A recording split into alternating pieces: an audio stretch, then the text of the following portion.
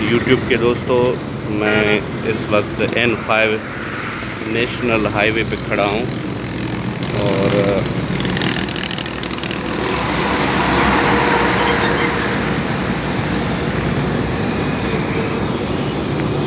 एक सड़क कराची जाती है और एक पंजाब को जाती है और यहाँ से हमारा गांव तकरीबन 1 किलोमीटर दूर है और हम उसी जगह पे हमारा गांव है।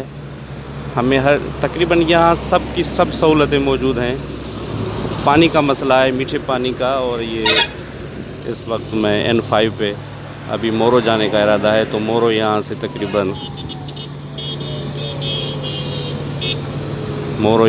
8 किलोमीटर दूर है और दौलतपुर 4 किलोमीटर दूर है।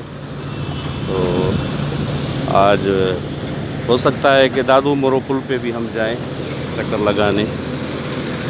तो इस वक्त अभी मैं खड़ा हूँ N5 नेशनल हाईवे पाकिस्तान का, जो कराची से शुरू होता है और पेशावर तक जाता है। ये पुराना ओल्ड जो है N5 नेशनल हाईवे, अभी मोटरवे यहाँ सिंध में नहीं बना हुआ है। तो दोस्तों, आपसे इजाज़त देता हूँ। अल्लाह हाफ़िज़।